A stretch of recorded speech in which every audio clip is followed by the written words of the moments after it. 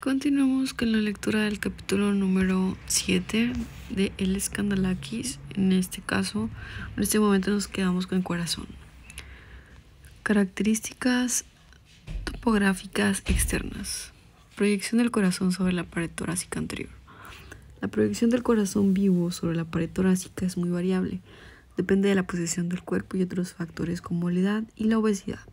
Hay 4 marcas anatómicas que se identifican con los números romanos del 1 al 4 y hay una figura que es la 7.7 en la cual se nos muestra.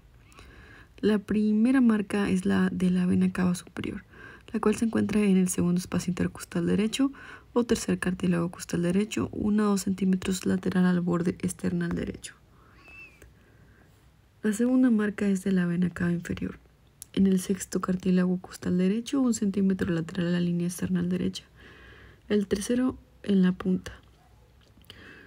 Está en el quinto espacio intercostal, 6 centímetros lateral a la línea external izquierda o 9 centímetros lateral a la línea media. El cuarto de la punta de la aurícula izquierda. Está en el segundo cartílago costal izquierdo, 1 a 2 centímetros lateral al borde external izquierdo. Y la imagen que nos muestra que es la 7.7 nos marca los puntos ya comentados y la unión entre los mismos. Dice, proyección del corazón sobre la pared torácica anterior, 1, vena cava superior, 2, vena cava inferior, 3, la punta, 4 y la punta de la aurícula izquierda. Si se conectan los 4 numerales romanos como se indica más adelante, el espacio delimitado proporciona una estimación aproximada de la proyección del corazón. Nunca se puede asumir que se da esta proyección porque el corazón no está fijo de manera rígida en el tórax. 1 y 2 con una línea convexa desde la vena cava superior a la vena cava inferior. 2 y 3 con una línea recta de la vena cava inferior hasta la punta. 3 y 4 con una línea convexa desde la punta del corazón hasta la punta de la aurícula izquierda. 4 y 1 con una línea recta desde la punta de la aurícula izquierda hasta la vena cava superior. La proyección de las 4 válvulas cardíacas es aproximadamente la siguiente. P, válvula pulmonar, que está en la tercera unión esternocondral izquierda. La A de la válvula aórtica está en la línea external izquierda, en el tercer espacio intercostal izquierdo, justo debajo y medial a la proyección de la válvula pulmonar. La válvula mitral está en la cuarta unión esternocondral izquierda y la válvula tricúspide está en la línea external derecha en el cuarto espacio intercostal izquierdo. La localización de los puntos de mejor auscultación de estas válvulas difiere de sus proyecciones reales. Los ruidos de las válvulas se oyen mejor en los siguientes puntos. Válvula pulmonar se escucha mejor en el segundo espacio intercostal izquierdo adyacente al esternón. La válvula aórtica en el segundo espacio intercostal derecho adyacente al esternón. La válvula mitral en el cuarto o quinto espacio intercostal izquierdo cerca de la línea medio clavicular. La válvula tricúspide en el cuarto o quinto unión esternocondral izquierda cerca del extremo del esternón, la línea external inferior derecha. Según Walter y Schland, el peso y el tamaño del corazón varía dependiendo de factores como la edad, el sexo, la longitud corporal, la grasa epicárdica y la nutrición general. Edwards afirmó que el corazón humano adulto pesa en promedio 325 gramos más 75 gramos en varones y más menos 75 gramos en varones y 275 gramos más menos 75 gramos en mujeres. Superficie anterior o esternocostal. La aurícula y orejuelas derechas, el surco auriculoventricular y el ventrículo y el tracto de salida pulmonar o cono arterioso forman la superficie anterior del corazón. El ventrículo derecho anterior está normalmente en contacto directo con el esternón. De manera ocasional, una pequeña porción del ventrículo izquierdo participa en la formación de la superficie anterior. Hay que recordar, en la esternotomía media, en la mayor parte de los casos, las orejuelas auriculares de un corazón normal se localizan haciendo el pedículo arterial. Si las orejuelas auriculares están en el mismo lado del pedículo, producen una anomalía que se conoce como yuxtaposición de las orejuelas. Esta malformación también se puede asociar a cardiopatías congénitas. Superficie posterior. La superficie posterior del corazón está formada por el ventrículo izquierdo, los surcos auriculoventricular e interventricular posterior, la aurícula izquierda y sus 4 o 5 venas pulmonares, y una porción de la aurícula derecha. Superficie diafragmática o inferior. La superficie inferior o diafragmática del corazón está formada por el tercio derecho del ventrículo derecho, el surco interventricular posterior, los 2 tercios izquierdos del ventrículo izquierdo y una pequeña porción de la aurícula derecha en la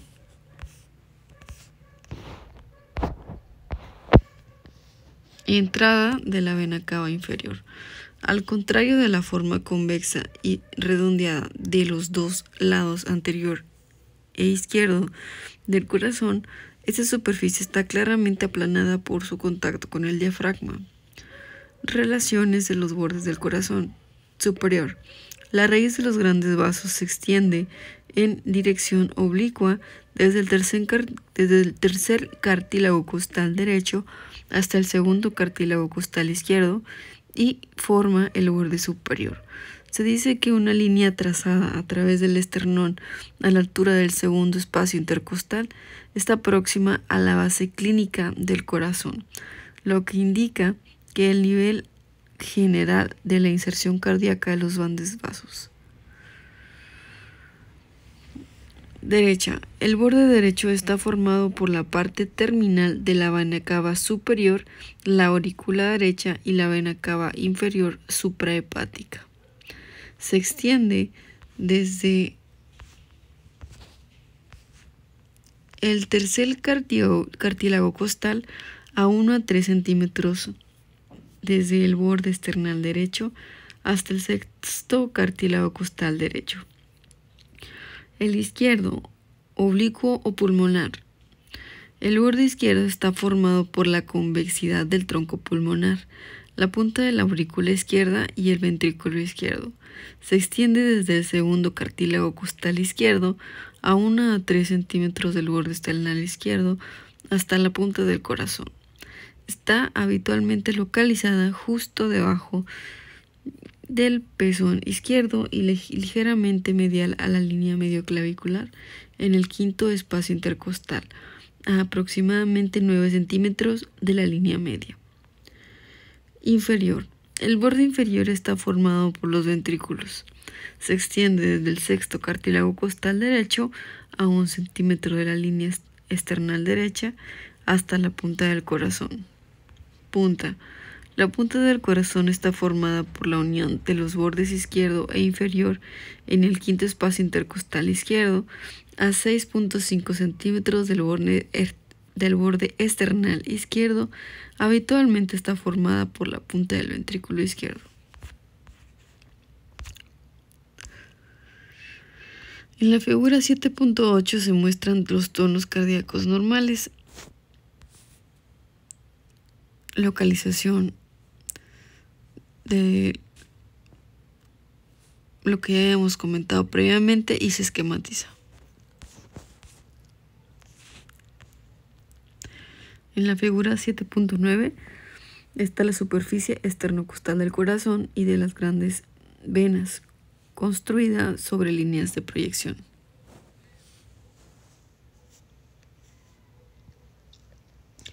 Surcos. Tan pronto como se abre el pericardio se pueden ver 2 líneas irregulares de depósitos de grasa sobre la superficie externa del corazón. Estas líneas indican el surco que separa las aurículas de los ventrículos y el surco que separa los ventrículos derecho e izquierdo. Surco auriculoventricular o coronario. El surco auriculoventricular rodea casi totalmente el corazón. Está interrumpido solo por el cono e infundíbulo del ventrículo derecho, tronco pulmonar por delante. Comenzando a la derecha del infundíbulo, el surco desciende hacia el lado derecho del borde diafragmático, pasando hacia la izquierda en la entrada de la vena cava inferior. Continúa en profundidad por debajo del seno venoso coronario y de la aurícula izquierda, y asciende de nuevo hasta el lado izquierdo del infundíbulo. Por delante, el surco auriculoventricular separa la aurícula derecha del ventrículo derecho y contiene la arteria coronaria.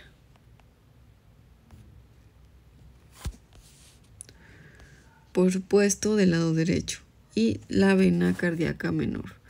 Por detrás, separa la aurícula izquierda del ventrículo izquierdo y contiene el seno coronario, la vena cardíaca mayor y la rama circunfleja de la arteria coronaria izquierda. Surco interventricular. El surco interventricular indica la posición del tabique interventricular subyacente entre los ventrículos derecho e izquierdo. En la superficie anterior sale del surco coronario, justo a la izquierda del infundíbulo, y se curva tomando una forma sigmoidea invertida hacia la superficie diafragmática, a la derecha de la punta. Esta continúa con la superficie posterior y asciende para unirse al surco coronario en la cruz, una pequeña región posterior en las que las 4 cavidades principales están más próximas entre sí. La porción anterior del surco interventricular contiene la rama interventricular anterior, que es la descendente anterior izquierda. Es la rama interventricular anterior de la arteria coronaria izquierda y la vena cardíaca mayor de Galeno.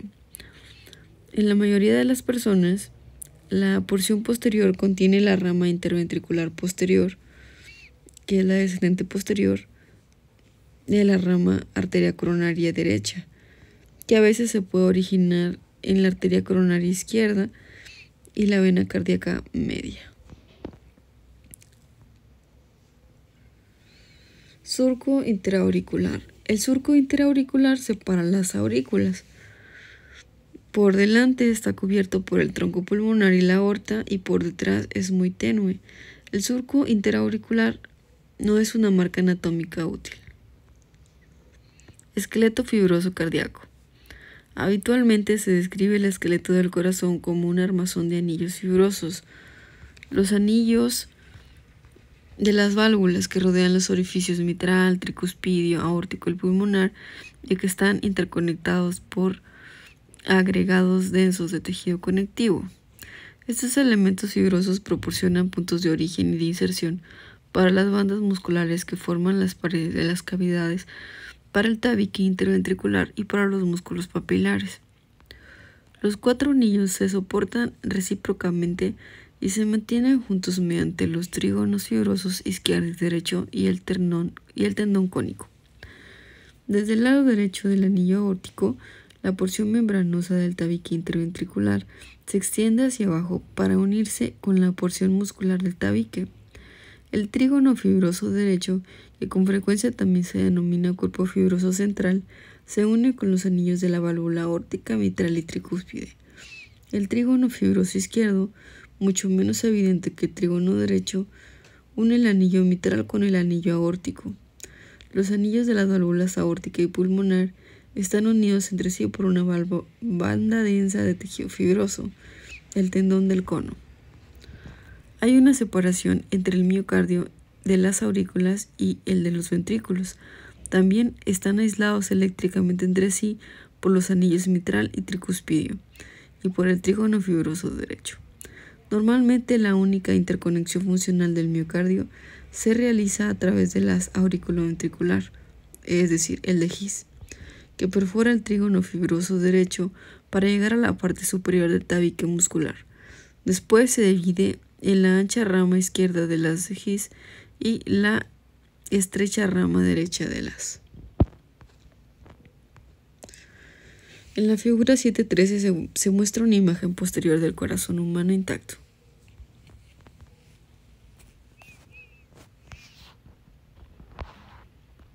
En la figura 7.14 se muestra la estructura muscular primitiva de los ventrículos. Para una descripción más detallada del esqueleto fibroso se recomienda consultar Zimmerman y Bailey. Lal y Coles cuestionaron la existencia del tendón o ligamento del infundíbulo. Presentamos un resumen de los hallazgos. El esqueleto fibroso del corazón se ha presentado principalmente en descripciones anatómicas y quirúrgicas, aunque todos sus supuestos componentes son difíciles de mostrar. En las descripciones del esqueleto se han repetido referencias a la presencia de un tendón o ligamento entre las raíces aórticas y pulmonar. Este tendón raras veces, no por decir ninguna, se analiza en el contexto de las intervenciones quirúrgicas que se realizan en los tractos de salida ventriculares. Nuestro estudio se realizó para investigar la existencia y naturaleza de este tendón o ligamento. Se hicieron cortes transversales seriados a través de las raíces de la aorta y del tronco pulmonar en un corazón fetal intacto. Además se disecaron 10 corazones adultos normales para mostrar los componentes del esqueleto fibroso del corazón. No se pudo detectar ninguna estructura fibrosa o elástica diferenciada entre el plano muscular y el infundíbulo muscular subpulmonar, aunque se observó una tira de fascia en el corazón. Aparte de esta pieza, el espacio entre el infundíbulo subpulmonar muscular libre y los senos de la aorta que daban origen a las arterias coronarias estaban ocupados solo por tejido fibroalveolar laxo. La presencia inicial de ligamentos se describió después de estudios de corazones y de animales y de corazones humanos más cerrados. Así podía parecer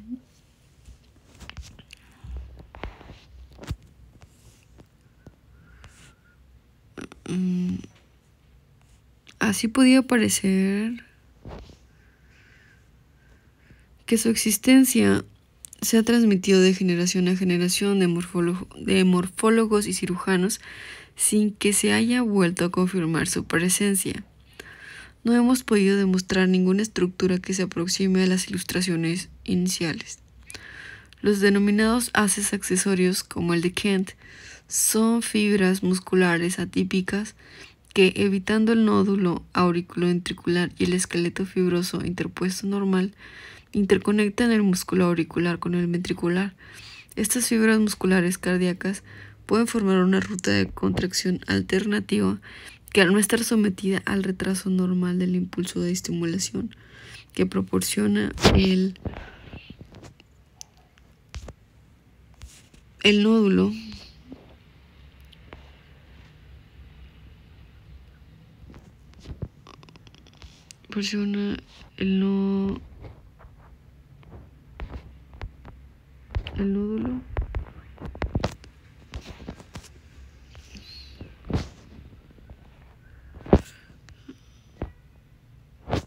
formada por una parte interventricular situada detrás del velo septal de la válvula tricúspide y una parte auriculoventricular inmediatamente superior a la inserción del veno septal que forma parte del suelo de la aurícula izquierda.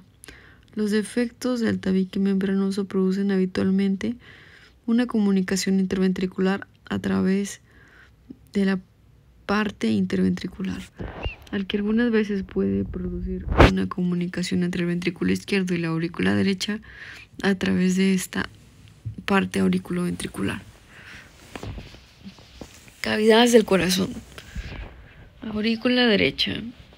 Relaciones generales. La aurícula derecha se sitúa entre las aperturas de las venas cava superior e inferior. La sangre entra en la aurícula derecha desde las venas cavas y sale de ella para entrar al ventrículo derecho. En conjunto, la aurícula derecha y el ventrículo derecho forman el corazón derecho fisiológico. Las relaciones de la aurícula derecha son: superior con la vena cava superior, anterior con el pericardio, el pulmón derecho, la pleura y el mediastino derecho, posterior con las venas pulmonares derecha y la aurícula derecha y la aurícula izquierda, lateral con el pericardio, nervio frénico derecho y vasos pericardiofrénicos derechos, el pulmón derecho y la pleura mediastínica derecha, medial La aorta ascendente, la aurícula izquierda, la aurícula derecha, se relaciona con la pared derecha y anterior de la aorta ascendente e inferior con la vena cava inferior. Características externas.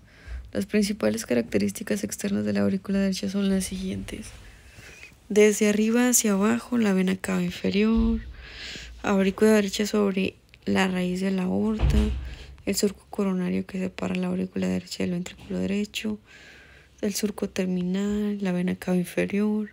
El surco terminal es un surco poco profundo y no siempre detectable. Comienza en el lado derecho de la vena cava superior y acaba en el extremo derecho de la vena cava inferior. El surco corresponde a una cresta interna entre la aurícula derecha y el ventrículo derecho. La cresta terminal, el surco y la cresta separan la porción posterior lisa de la aurícula, el seno de las venas cavas de la aurícula anterior trabeculada, a la mitad derecha de la aurícula primitiva. El seno de las venas cavas procede del asta derecha embrionaria del seno coronario. Características internas. La principal característica interior de la aurícula derecha es la cresta terminal, que corresponde al surco terminal que se ve en la parte externa. Esta cresta separa la zona posterior lisa de la aurícula de la zona anterior rugosa, que es la región trabeculada. La aurícula propiamente dicha y su orejuela. Las trabeculaciones se extienden hacia afuera, hacia el borde de la aurícula. También se denominan músculos pectíneos por su supuesta similitud con los dientes de un peine. La fosa oval de las paredes del tabique interauricular es una depresión que señala el punto de comunicación interventricular prenatal, el agujero oval. El borde de la fosa, el limbo de la fosa oval, está formada por un borde del septum secundum. El suelo está formado por el septum primum del corazón fetal. El limbo está ausente en la parte inferior y continúa con el velo izquierdo de la vena cava inferior. En aproximadamente el 15% de las personas, el suelo de la fosa oval no está sellado totalmente. Habitualmente esto no tiene consecuencias fisiológicas porque la mayor presión del interior de la aurícula izquierda mantiene el suelo de la fosa presionando y cerrado contra el limbo. Taylor y Taylor defienden la hipótesis de que la orejuela auricular derecha, los músculos pectíneos y la cresta terminal evolucionaron para vascularizar el miocardio de conducción de la parte sinusal de la aurícula derecha. Al igual que el ventrículo derecho, la aurícula derecha está estructurada como una unidad única y completamente acabada. Los espacios interpectíneos y los sinusoides de Tevesio aportan indicaciones sobre la topografía del sistema de conducción y del nódulo sinusal. Aperturas. Las aperturas de la aurícula derecha incluyen los siguientes componentes anatómicos: orificios de la vena cava superior y de la vena cava inferior, seno coronario,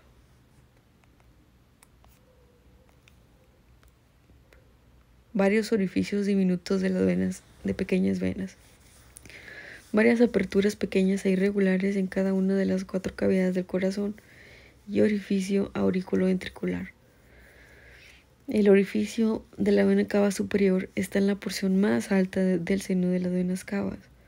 El orificio de la vena cava inferior está en la porción postero-inferior del seno de las venas cavas y está cubierto por la válvula propia, que es la válvula de Eustaquio de la vena cava inferior. El seno coronario se encuentra en la parte medial de la aurícula, entre el orificio de la vena cava inferior y la inserción de la cúspide septal de la válvula tricúspide. Está cubierto por la válvula de Tevesio. Bueno, de nuevo, el seno coronario se encuentra en la pared medial de la aurícula. Está entre el orificio de la vena cava inferior y la inserción de la cúspide septal de la válvula tricúspide. Está cubierto por la válvula de Tevesio. Se dice que esta apertura es lo suficientemente grande como para introducir la punta del meñique del cirujano. De manera ocasional, el seno puede estar cubierto por una malla multiperforada de tejido que es la red de Chiari. Citamos a Ortale y Coles de sus estudios en cadáveres del seno coronario y sus tributarias, que dicen lo siguiente: conocer las tributarias y las relaciones del seno coronario es importante en la cirugía cardíaca, especialmente cuando se disecan las arterias coronarias, así como la zona del trígono arteriovenoso. Se observó una anastomosis de aproximadamente 1 centímetro de diámetro entre las venas interventriculares anterior y posterior en el 19% de las piezas. Se detectaron también puentes miocárdicos por encima de la vena interventricular anterior o de las tributarias en el 8% de las piezas. La vena cardíaca mayor formaba la base del trígono arteriovenoso de Brock y Mouchet, con las ramas que se bifurcan en la arteria coronaria izquierda en el 89% de las piezas y formaban un ángulo que acompañaba a estas ramas arteriales en el 11%. En el trígono de las venas auriculoventriculares anterior y cardíaca mayor eran superficiales a las arterias en el 73% de las piezas, y la vena marginal izquierda estaba presente en un 27% de las piezas y drenaba la vena cardíaca mayor en el 81% de los casos y el seno coronario en el 19% restante. La vena cardíaca menor estaba presente en el 54% de las piezas y el surco coronario. La vena coronaria mayor era adyacente a la rama circunfleja de la arteria coronaria izquierda en un 76% de las piezas y a la arteria coronaria derecha en un 5%. En el 19% no había relación con ninguna de las dos arterias. El seno coronario mantenía una relación con la arteria coronaria derecha en un 46% de las piezas y con la coronaria izquierda en el 32%, y en el 22% no tenía ninguna relación con estos. Hay varios orificios diminutos de las venas pequeñas. Estas son las venas cardíacas anteriores. Se originan en la superficie anterior del ventrículo derecho y cruzan a la arteria coronaria derecha para llegar al borde de la aurícula. Las pequeñas aperturas irregulares y variables que se observan en la pared medial de la aurícula derecha señalan los puntos de entrada de las venas cardíacas mínimas o venas de Tevesio que drenan sangre venosa que procede de la musculatura de la cavidad.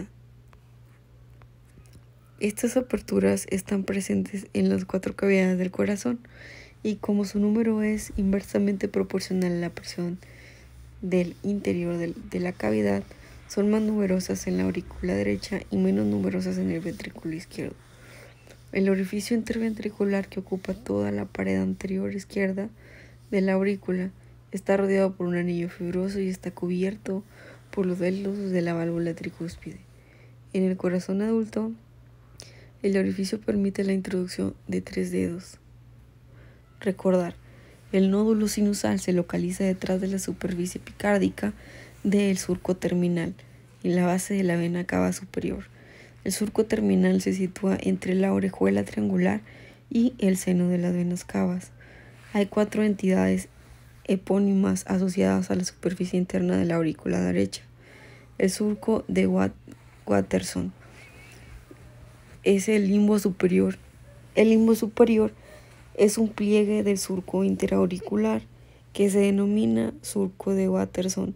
Está localizado entre la fosa oval y la apertura de la vena cava superior. No hay limbo inferior. El tendón de Todaro.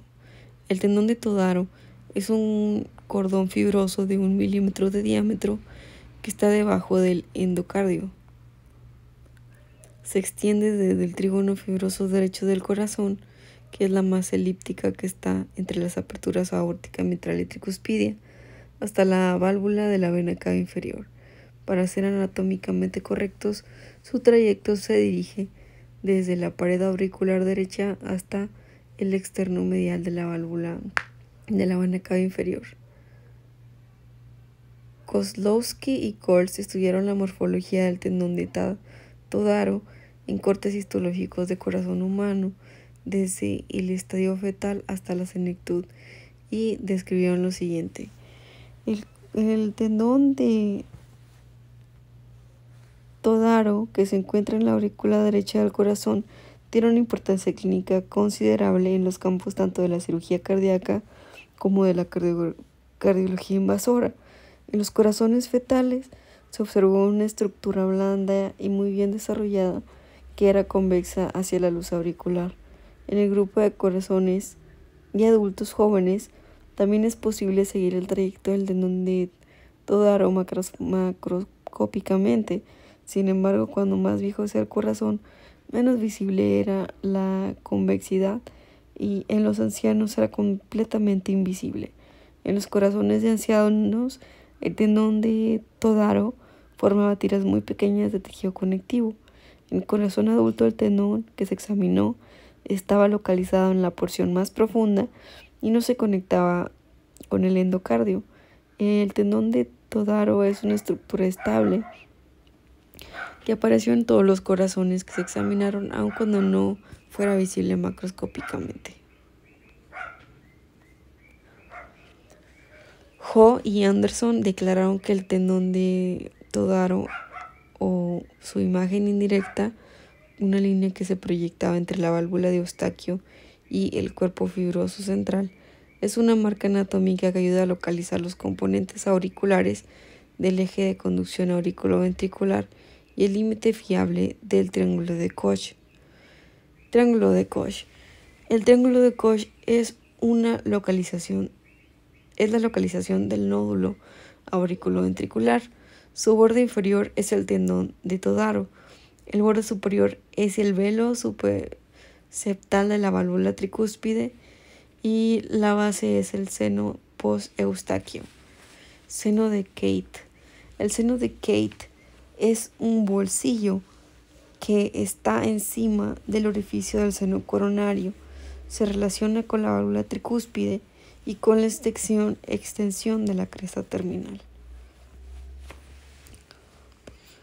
La superficie auricular derecha de la fosa oval está localizada entre el triángulo de Koch y la apertura de la vena cava superior. Un aneurisma en el seno aórtico de Valsalva se puede romper hacia la aurícula derecha debido a su proximidad. Esto es lo que vemos en este video. En el próximo video veremos el resto de las cavidades del corazón y el resto de la anatomía que corresponde a este capítulo.